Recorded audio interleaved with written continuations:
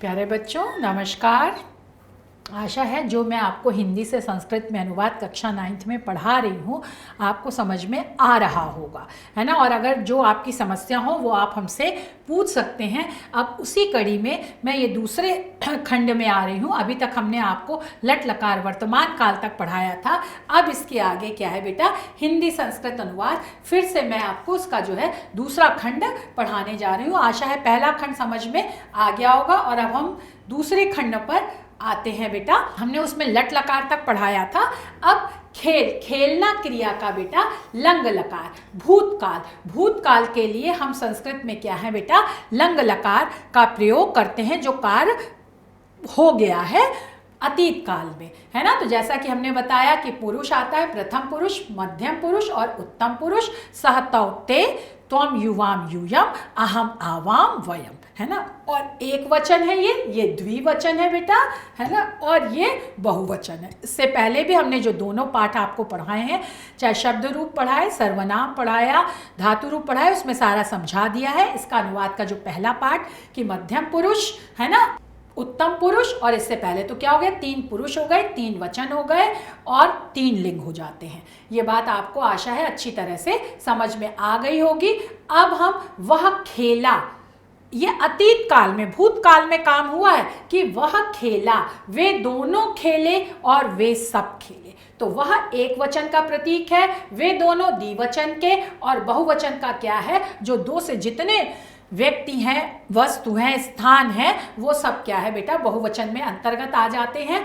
तो प्रथम पुरुष एक वचन, वह के लिए क्या होता है संस्कृत में सह। और खेल जो मूल धातु है उसका लंग लकार में रूप जो है वो प्रथम पुरुष एक वचन में क्या होता है, अखेलत। तो वो क्या है, वह खेला। तो यहां पर भी क्या है बेटा, जो कर्ता है वो भी प्रथम पुरुष एक वचन है, और जो क्रिया है वो भी क्या है, प्रथम पुरुष एक वचन है। लेकिन किसकी प्रथम पुरुष एक वचन है, लंग लकार की, भूतकाल की है, क्योंकि कार्य अतीत में हो चुका है ना। फिर वे दोनों खेले, वे दोनों के लिए क्या है बेटा, तो का प्रयोग किया जाता है जो प्रथम पुरुष का द्विवचन है। और अखेलताम क्या है बेटा, खेल धातु का लंग लकार में प्रथम पुरुष का द्विवचन रूप क्या होगा, अखेलताम, वे दोनों खेल चुके, है ना, खेले। अब बहुवचन के लिए, वे के लिए क्या है बेटा, ते आता है, वे सब खेले, है ना। तो इसके लिए क्या आता है, अखेलन। जैसे अपठत, अपठताम, अपठन, तो वैसे ही क्या है बेटा, अखेलत, अखेलताम, अखेलन। ये आप ध्यान रख लीजिए। अगर एक धातु के 5 लकारों में रूप आप याद कर लेते हो तो उसी से मिलते जुलते अन्य धातु रूप भी चलते हैं। थोड़ा बहुत अंतर होता है, एकदम एक रूप नहीं होते हैं, लेकिन एक दिमाग में नक्शा बन जाता है, दिमाग में ध्यान हो जाता है कि संभवतः इस तरह से ये रूप चलेंगे। तो वैसे ही हमने ऐसे बताया कि भूतकाल में पट धातु का अपठत, अपठताम, अपठन, तो इसमें अखेलत क्योंकि खे है ना, तो अखेलत, अखेलताम, अखेलन। फिर मध्यम पुरुष में क्या आता है बेटा, त्वम युवाम यूयम, तुम दोनों, तुम सब, है ना। तो तुम का क्या है, और ये भूतकाल में सब चल रहा है, लंग लकार में चल रहा है, खेल धातु में चल रहा है। तो तुम खेले, तो तुम के लिए क्या आ गया, त्वम, और अखेला, मध्यम पुरुष एक वचन, लंग लकार, खेल धातु का रूप अखेला। फिर तुम दोनों के लिए संस्कृत में क्या आया बेटा, मध्यम पुरुष द्विवचन युवाम, तुम दोनों खेले, तुम दोनों क्या हुए बेटा, खेले, है ना। तो जब खेले तो इसके लिए क्या आएगा, अखेलतम, है ना, अखेलतम, ये आ गया। फिर तुम सब खेलो, यूयम, तुम सब के लिए क्या आ गया बेटा, यूयम, और खेलो अखेलत, ये भी क्या है बेटा, मध्यम पुरुष बहुवचन है। अखेलत भी क्या है, मध्यम पुरुष बहुवचन है। अखेलतम क्या है बेटा, मध्यम पुरुष द्विवचन है, क्योंकि युवाम मध्यम पुरुष द्विवचन है। और अखेला मध्यम पुरुष एक वचन है, खेल धातु का लंग लकार में रूप है। और त्वम भी क्या है, मध्यम पुरुष एक वचन है। अब उत्तम क्या, उत्तम पुरुष में बेटा अहम, आवाम, वयम, तो अहम आया बेटा, है ना, मैं के लिए अहम आया, खेला, अखेलम हो गया। हम दोनों के लिए क्या आया बेटा, उत्तम पुरुष में आवाम आया, और हम दोनों खेले, खेल चुके, अखेलाव आया। उत्तम पुरुष द्विवचन, और फिर उत्तम पुरुष का बहुवचन क्या है बेटा, हम सब। तो इसके लिए संस्कृत में वयम आया, और खेल धातु का लंग लकार का उत्तम पुरुष का बहुवचन का रूप क्या है, अखेला। आशा है आपको इतना समझ में आ गया होगा। सहतौ ते अखेलत, अखेलताम, अखेलत। त्वम युवाम यूयम, अखेलः अखेलतम, अखेलत। अहम आवाम वयम, अखेलम अखेलाव, अखेलाव। है ना, 9 ये है और 9 ये हो गए। लंग लकार भूतकाल का प्रयोग किया जाएगा, और क्या है बेटा, पुरुष और वचन। तो प्रथम पुरुष एक वचन द्विवचन बहुवचन, मध्यम पुरुष एक वचन द्विवचन बहुवचन, उत्तम पुरुष एक वचन द्विवचन बहुवचन। अब ये हम आपको कुछ अभ्यास, मोहन घर गया, तो बेटा क्या है, मोहन घर गया। मोहन क्या आएगा बेटा, प्रथम पुरुष एक वचन, क्योंकि एक मोहन है ना। और हमने बताया कि संज्ञा ये जो सह है ना, इसमें किसी भी व्यक्ति, वह मतलब मोहन, है ना। तो कोई भी व्यक्ति, वस्तु और स्थान जो है वो प्रथम पुरुष। और एक वचन के अंतर्गत घर का संस्कृत में क्या होता है बेटा, अर्थ ग्रह होता है। और घर को गया, है ना, तो क्या होगा, द्वितीय विभक्ति कर्ता ने कर्म को, और एक ही घर को गया है, तो क्या हो जाएगा, जैसे बालकम होता है, तो पहले मोहन का मोहना, फिर ग्रह का ग्रहम, और गया अगच्छत, है ना। प्रथम पुरुष एक वचन, गम धातु का लंग लकार में प्रथम पुरुष का एक वचन अगच्छत। ये बात समझ में आ गई, है ना। अब फिर क्या है दूसरा, राम ने स्नान किया, तो राम और ने प्रथमा विभक्ति एक वचन है, तो रामः आ जाएगा बेटा। ये रामा स्नान को किया, है ना, तो स्नानम बालकम, ये स्नानम आ गया। और किया, है ना, क्री धातु का लंग लकार में बेटा भूतकाल में प्रथम पुरुष एक वचन का रूप क्या होगा, अकरोत, है ना, कर लिया। अब तुम गए थे, तुम क्या है बेटा, तुम मध्यम पुरुष का क्या है बेटा, एक वचन है, तो मध्यम पुरुष का एक वचन तुम का क्या होगा बेटा, त्वम, ये हो गया। और फिर गए थे, जैसा कि हमने बताया, मध्यम पुरुष का एक वचन, गम धातु का मध्यम पुरुष का एक वचन, लंग लकार में रूप जो है वो अगच्छा होगा। तो ये क्या है बेटा, तुम गए थे। अब सीता पत्रम अलिखत, है ना। अब इसका ये संस्कृत में है, इसको आप हिंदी में अनुवाद करिए। तो सीता ने पत्रम, पत्र को, अलिखत, लिखा था। ये बात आपको समझ में आ गई। सीता क्या है बेटा, प्रथमा विभक्ति एक वचन, पत्रम के एक पत्र को, तो ये भी प्रथमा विभक्ति एक वचन। अब लिखा था, तो लिख धातु का प्रथम पुरुष का एक वचन, है ना बेटा। और किसमें, लंग लकार में, लंग लकार में लिख धातु का लंग लकार में प्रथम पुरुष का एक वचन हुआ अलिखत। तो आशा है बेटा आपको ये बात समझ में आ गई होगी। अब हम आते हैं बेटा गम, लिट लकार भविष्य काल का। अब हम ये लिट लकार भविष्य काल का गम धातु में आपको अनुवाद बताते हैं। इसमें भी 3 पुरुष, प्रथम मध्यम उत्तम, 3 वचन, एक वचन द्विवचन बहुवचन। गम जो है वो बेटा मूल धातु है ना। और वही सह, ताओ, ते, प्रथम पुरुष का एक वचन द्विवचन बहुवचन। और क्या होगा, गमिष्यति, गमिष्यतः, गमिष्यन्ति। फिर मध्यम पुरुष का बेटा एक वचन द्विवचन बहुवचन, त्वम, युवाम, यूयम। और गम धातु का लिट लकार में भविष्य काल में मध्यम पुरुष क्या होगा बेटा, एक वचन होगा गमिष्यसि, द्विवचन होगा गमिष्यथा, और बहुवचन होगा गमिष्यथ। फिर क्या है बेटा, गम धातु का उत्तम पुरुष में एक वचन में गमिष्यामि, द्विवचन में गमिष्यावः, और बहुवचन में गमिष्यामः।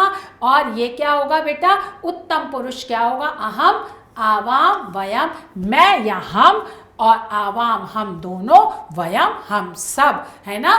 तो वह जाएगा, वे दोनों जाएंगे, वे सब जाएंगे, तुम जाओगे, तुम दोनों जाओगे, तुम सब जाओगे, मैं या हम जाऊंगा, हम दोनों जाएंगे, और हम सब जाएंगे। आशा है आपको गम धातु का, है ना, लिट लकार भविष्य काल का रूप समझ में आ गया होगा। गमिष्यति, गमिष्यता, गमिष्यन्ति, सह तौ ते, गमिष्यसि, गमिष्यथा, गमिष्यत, त्वं युवाम यूयम, गमिष्यामि, गमिष्यावा, गमिष्यामः, अहम, आवाम, वयम।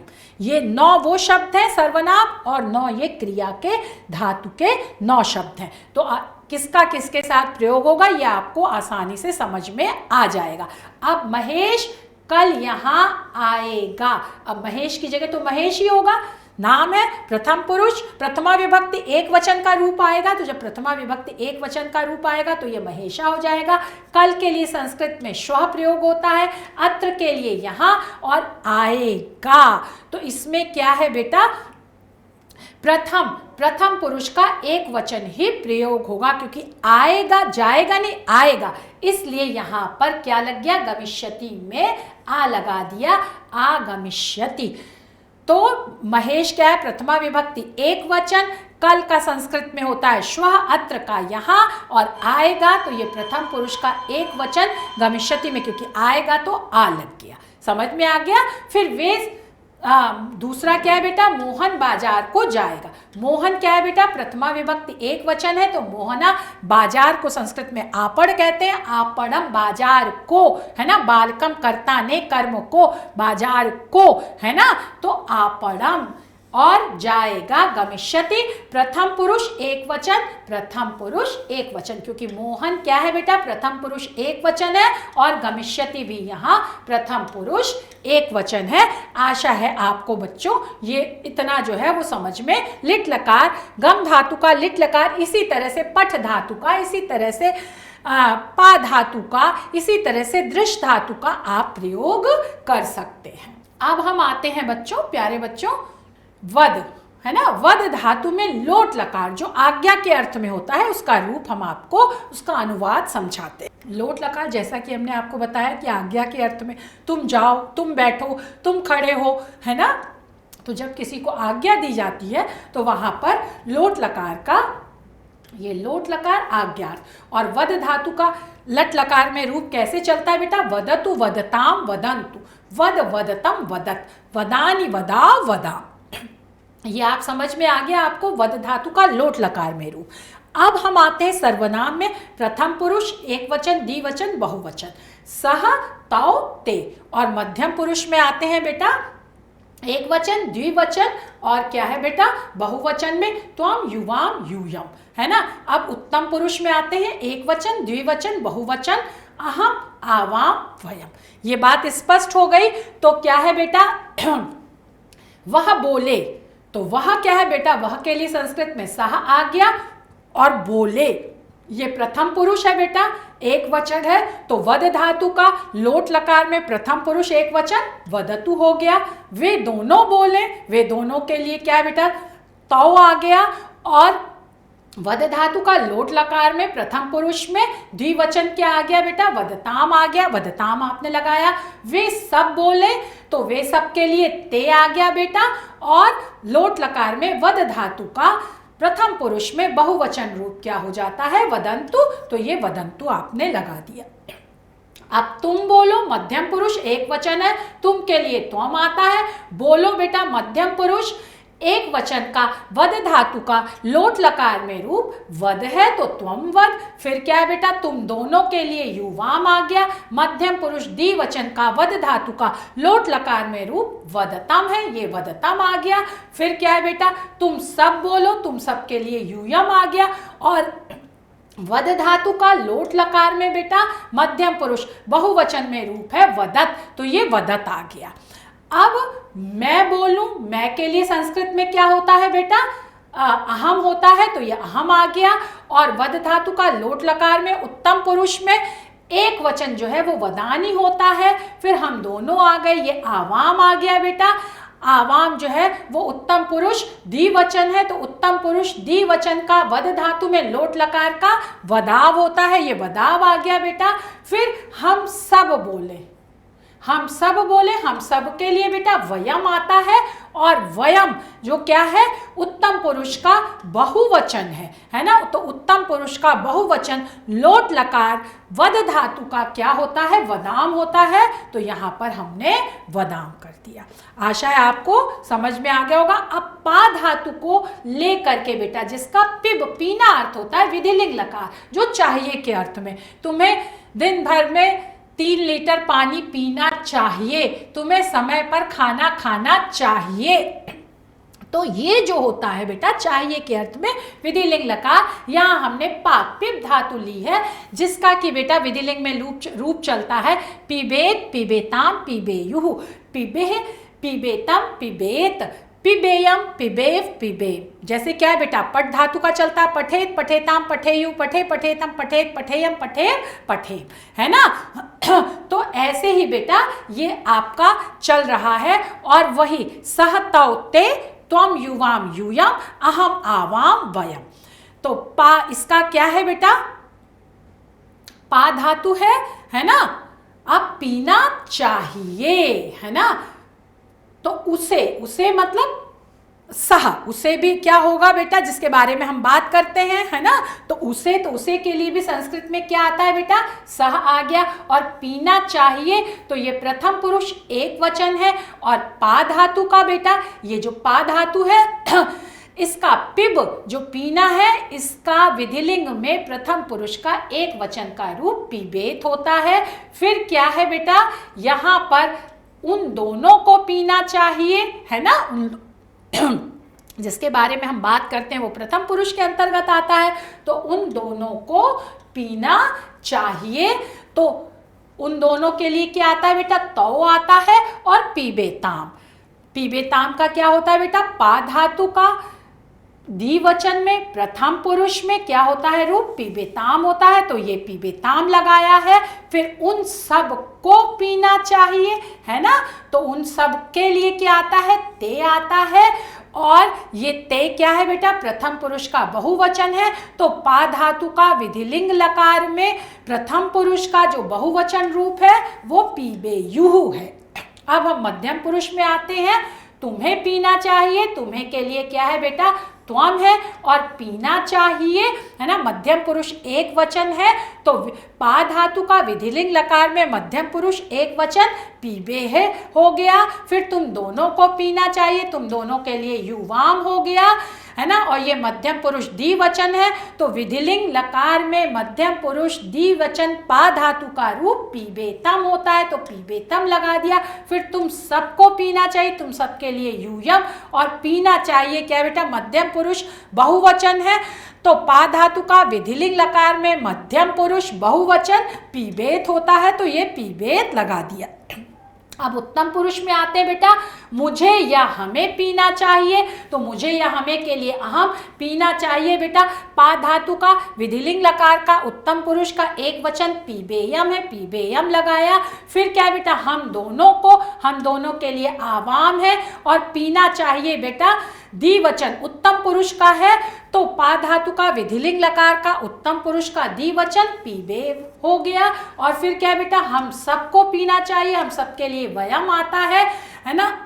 और पीना चाहिए हम सबके, ये क्या है, उत्तम पुरुष का बहुवचन है। तो उत्तम पुरुष का बहुवचन का पा धातु का विधिलिंग लकार में रूप क्या है, पीबेम है। तो यहाँ पर हमने पीबेम लगा दिया। आशा है आप लोग अच्छी तरह से ये बात समझ में आ रहा होगा। अब एक बात इसमें और हम बता दें बेटा, ये तो हमने धातु बता दिए, सर्वनाम बता दिए, लिंग वचन पुरुष ये सब बता दिए। मुँह जवानी मैंने आपको ये कर्ता भी बताए थे, क्योंकि इन विभक्तियों के अनुसार और कारकों के अनुसार भी हिंदी से संस्कृत रूप बनाने में इन नियमों का प्रयोग किया जाता है। और इनके बिना ये ज्ञान अधूरा रहेगा।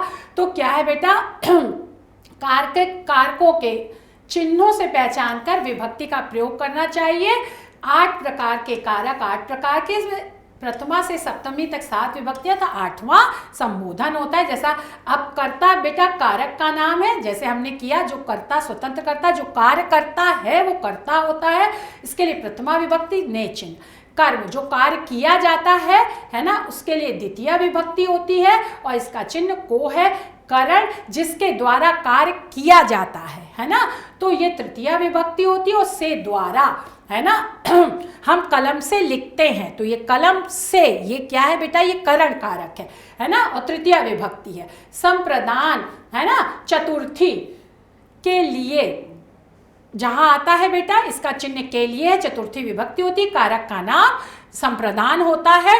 तो जैसे हम विद्यार्थियों के लिए पढ़ाते हैं, है ना, तो किसके लिए पढ़ाते हैं, विद्यार्थियों के लिए, तो वो संप्रदान कारक, है ना, पढ़ाते हैं। अब अपादान पंचमी बेटा, कारक का नाम अपादान है, विभक्ति पंचमी है और अलग होने के अर्थ में। जैसे क्या, पेड़ से पत्ते गिरते हैं। फिर क्या है बेटा, छठा जो है वो षष्ठी विभक्ति है, संबंध कारक है और इसके चिन्ह क्या है, काके की रारी रे, राम का पुत्र, हमारा घर, है ना। फिर क्या है बेटा, सातवां अधिकरण कारक है, विभक्ति क्या है, सप्तमी है और इसका चिन्ह है में और पर। अब संबोधन, संबोधन और विभक्ति वही, और हे हो रे अरे भो।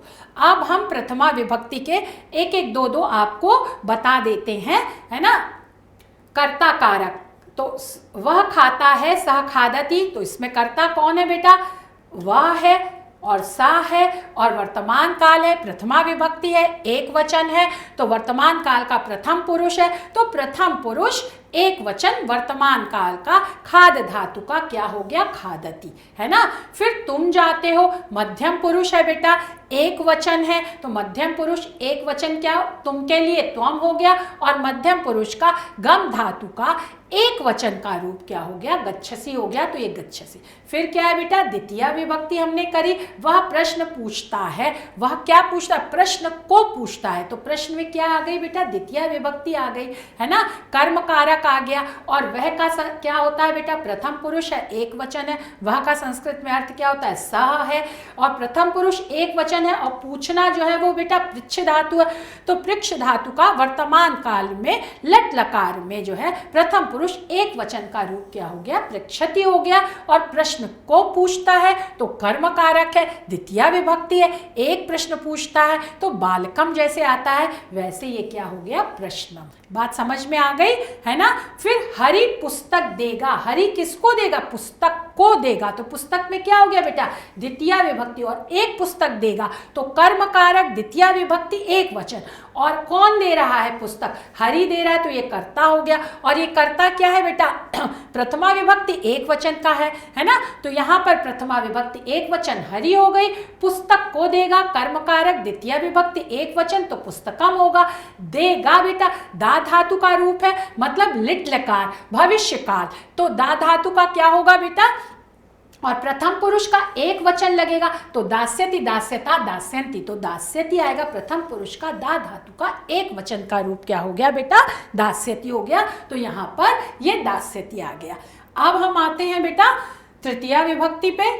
तृतीया विभक्ति करण कारक, मोहन कलम से लिखता है। अब मोहन क्या है बेटा, कौन लिखता है, मोहन लिखता है, तो मोहन क्या हो गया, कर्ता हो गया, और ये प्रथमा विभक्ति एक वचन है ना, तो इसके लिए प्रथमा विभक्ति एक वचन के लिए मोहन आ गया। अब कलम से, कलम के द्वारा करण कारक है, और कलम कितनी है, एक है ना, तो तृतीया विभक्ति एक वचन का रूप कलमेन, जैसे फलेन, है ना, तो ये कलमेन, और लिखती है, वर्तमान काल है, लट लकार है, तो लिख धातु का वर्तमान काल का लट लकार का ये क्या है बेटा, प्रथम पुरुष एक वचन है, तो लिख धातु का वर्तमान काल लट लकार का प्रथम पुरुष एक वचन का रूप लिखती हो गया, तो ये लिखती हो गया, है ना, तो मोहना कल में लिखती। अब हाथी सूंड से जल पीता है, हाथी क्या है बेटा, कौन जल पीता है, हाथी, तो हाथी क्या हो गया, कर्ता हो गया, और हाथी के लिए संस्कृत में गजह,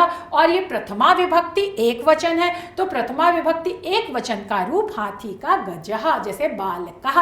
सूंड से, सूंड के लिए क्या होता है बेटा, सूंड से, सूंड के द्वारा, है ना, तो तृतीया विभक्ति एक वचन, क्योंकि एक सूंड है, तो ये करेण हो गया, है ना, कर, और कर का क्या हो गया बेटा, करेण हो गया।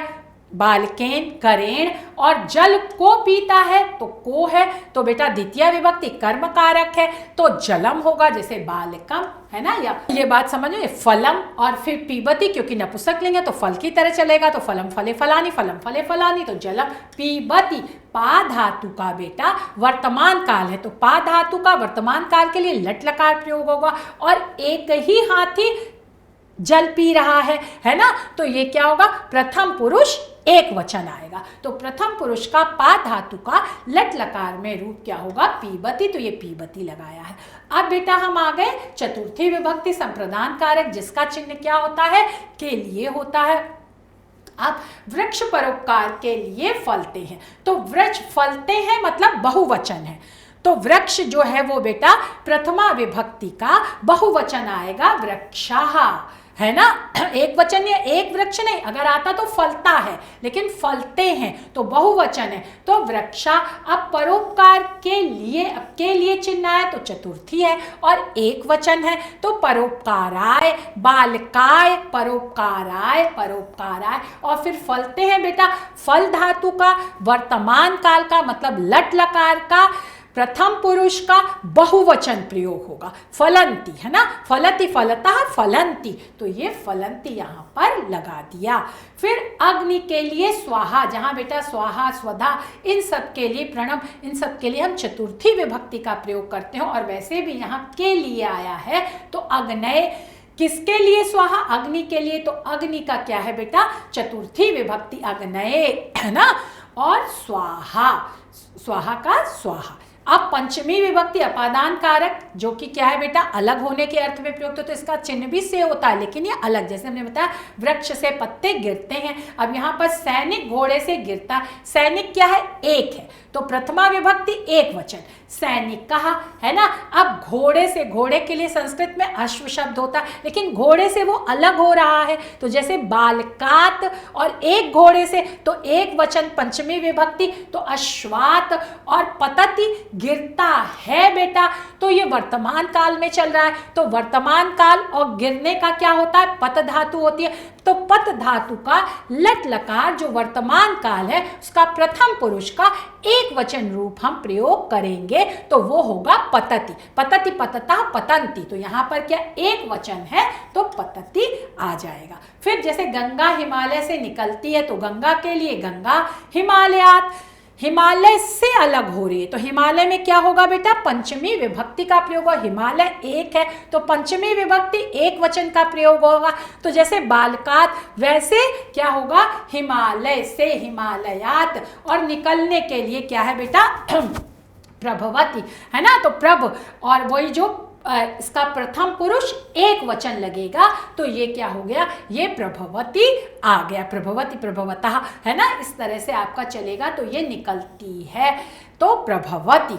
अब बेटा हम षष्ठी विभक्ति पे आते हैं, संबंध कारक, जिनका चिन्ह क्या है, काकी के रारी रे, जैसे राम का पुत्र हमारा घर, है ना, तो रवि आदित्य का पुत्र है। अब रवि क्या है बेटा, इकारांत, है ना, इकारांत पुल्लिंग शब्द है, लेकिन ये प्रथमा विभक्ति एक वचन में है तो रवि ही हो गया, और आदित्य का पुत्र है तो षष्ठी विभक्ति, और एक आदित्य है तो आदित्यस, है ना, तो इसलिए आदित्यस पुत्र के लिए पुत्र, और है के लिए क्या आता है, अस्ति, अस्तिस्ता संति, तो एक है ना पुत्र है तो ये अस्ति हो गया। फिर क्या है बेटा, दूसरा हमारा विद्यालय नगर के बीच में है ना, नगर के, तो नगर एक नगर है, नगरस, जैसे बालकस, हमारा क्या, हमारे के लिए संस्कृत में बेटा अस्माकम, विद्यालय प्रथमा विभक्ति एक वचन तो विद्यालय। अब नगर के यहाँ पर क्या है, षष्ठी विभक्ति एक वचन तो नगरस, बीच में ये सप्तमी विभक्ति आ गई, तो बालके जैसे वैसे मध्य, और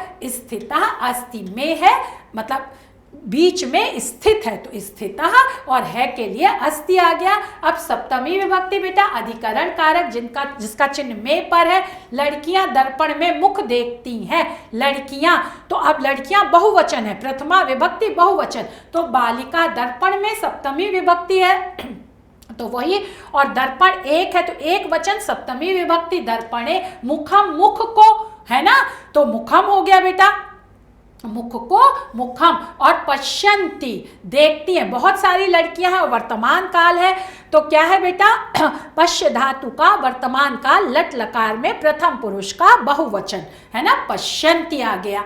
अब निखिल शास्त्र में, निखिल बच्चे का, लड़के का नाम है, प्रथमा विभक्ति एक वचन है, तो निखिला शास्त्र में सप्तमी विभक्ति है और एक वचन है शास्त्र में, तो शास्त्रे निपुणा, निपुणा या कुशला आप कुछ भी लिख सकते हो, है अस्ति। समझ में आ गया। अब संबोधन का एक उदाहरण हम, हे कृष्ण तुम यहाँ आओ।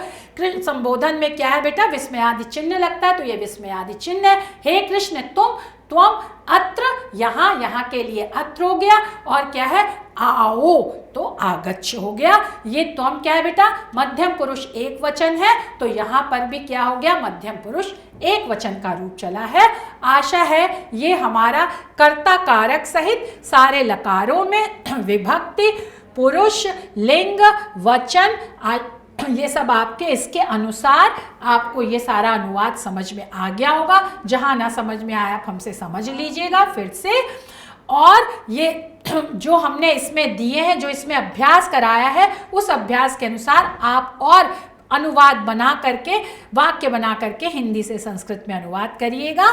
धन्यवाद, नमस्कार, आपका दिन शुभ हो।